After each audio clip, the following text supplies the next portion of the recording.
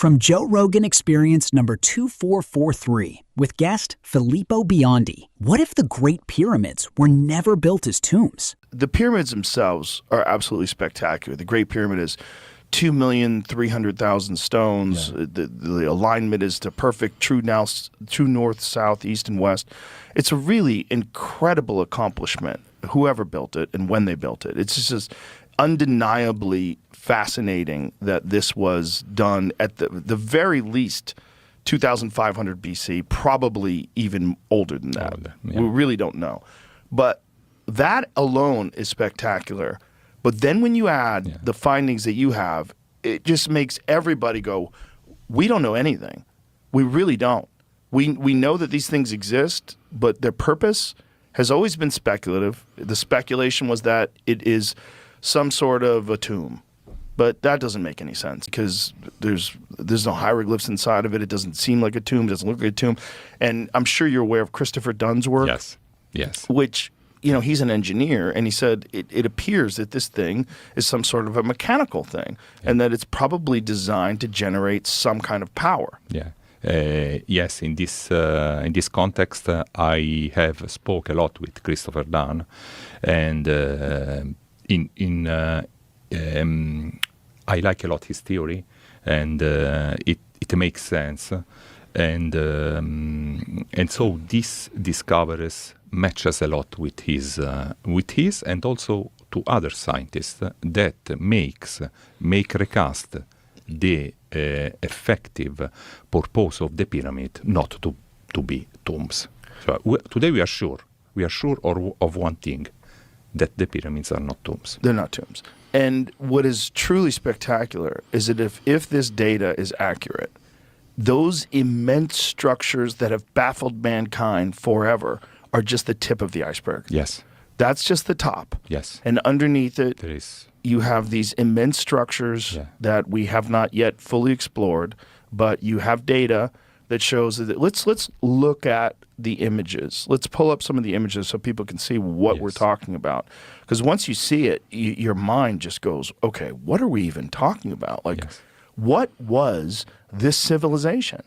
When did it exist? And what kind of technology would allow them to not just construct the pyramids, which is absolutely baffling, but if this structure that is underneath the pyramids is accurately described by your work, we're looking at something that it is going to have to change our entire perspective on the history of humanity. Yes. Right. The like tree, the three, are, boom, boom, boom, and then that. Yeah, it's weird. Oh, here's another one. Did you see that they think that there's a second Sphinx in Egypt? Yeah. Yeah, so they've done scans of this area where a second Sphinx would be, and there's something under the sand that's the size of a Sphinx. So would it be next to the original one? It's in the same area, so you have your pyramids, and then there's a Sphinx, and on the opposite side, there's another Sphinx. But the Sphinx isn't the Sphinx. It was something else. The face was something else, right? They think the face was a lion's face, and then like that dog, that like long dog, that long snouted dog that they have. Could be. I don't think they think it's that though. I think they think it's a lion. And so there's one exactly opposite of it. I mean, and so this one, what does it look like when they show that image, the scan? I mean, I don't think there's anything there. But what did the scan say? Would you scroll up? See, that's a scan. And it said something above it. It said, scans hinting at complex megastructure beneath the Giza Plateau. And so satellite images of the Giza Plateau reportedly captured this dune, which the signal processing researcher claims measures approximately 108 feet tall. The first Sphinx sits slightly below the surrounding surface in a shallow depression, so it's quite possible the second Sphinx could be hidden beneath this higher mound. So it's in the right position where a second Sphinx would be, because I think the Sphinxes would they be side by side? No, I don't think so. I think it's like the pyramids are in the center, Sphinx going that way, Sphinx going that way. I think that's the idea. Does Sphinx appear in pairs more than once? Would they looking for it because that's a normal setup? Like, what's the normal configuration of sphinxes? Yes, sphinxes frequently appear in pairs in ancient Egypt, Greek, and Roman art, often acting as guardians in pairs or long avenues at temple entrances rather than as solitary monuments like the Great Sphinx. I mean, that makes sense, right? But if they're facing opposite ways also, the one's guarding the exit, one's both entrances. Exactly. They're far away from each other, though. Right, but far in relative position to how far the Sphinx is from the pyramids in the first place. Well, then we'd have to ask, like, do they appear in pairs far away from each other, not next to each other? Because that's sort of saying, like, they're guarding doors next to each other. Well, there's like guarding. lions I and understand, but or just entrances. If there's two entrances, you need them. Well, let's put that into perplexity. Ask it when sphinxes appear in pairs. What is the configuration? What is the configuration? What configuration? So maybe it'll tell us there and give us. Maybe they are like right next to each other, and then this doesn't make any sense. In both Egyptian art and architecture, sphinxes very often appear in pairs, usually flanking an axis, such as a road, doorway, or staircase. Right, so like two in front of a doorway. Temple approaches, rows are pairs of sphinxes, commonly line the processional roads, with one on each side of the central path. So usually like on two sides of a door. Gateways and doorways, pair of sphinx. Orientation idea. Modern popular writers often say one faces east and the other faces west. Okay, well that's different. That's what they would have found.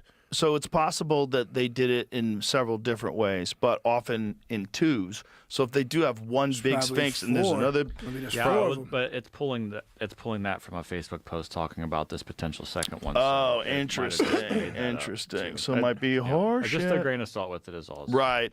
We won't know until they get in there. But if it is there and it's just under sand, that's not that big of a deal, because they had to uncover this one. How long does it take to excavate these things? It'll take a while. I mean, it's a lot of sand. But it depends on how many 10 workers, years? how many machines. Also, they have to do it carefully. Oh, my. Because you want to make sure you don't fuck up the Sphinx. Talking of pyramids, dude, this new pyramid shit that's just come out? Oh, this is insane. Yeah, I was going to send this to you as well, Jamie. I'll send you one of the most comprehensive breakdowns of it on X, because it's quite stunning. So apparently, through the use of LiDAR, they have discovered that there are enormous structures underneath the Great Pyramid that go kilometers deep into the earth with coils. So enormous pillars, and then these coils.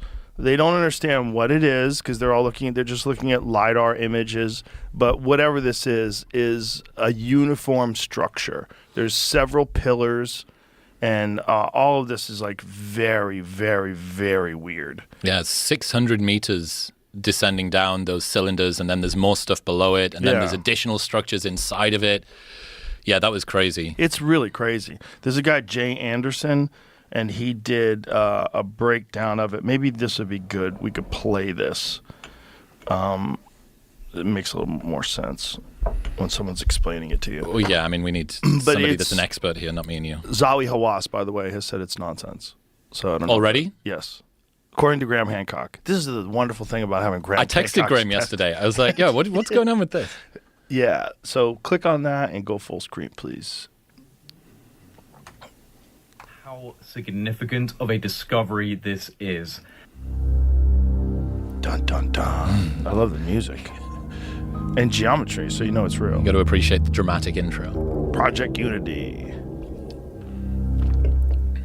What has just been announced in relation to the pyramids at the Giza Plateau and the plateau itself is so incredible, so awe-inspiring and narrative-shattering that I have been sitting here for the last hour trying to wrap my head around the implications of what we were just told. So this is pretty much breaking news, because the new findings were announced on the 16th of March at a press conference held by the team who were studying the Great Pyramid of Giza with a non-invasive technology that was first developed by Filippo Biondi and Corrado Malanga, called synthetic aperture radar Doppler tomography. Fuck, that's a mouthful. This was used to explore the internal structure of the Great Pyramid of Giza.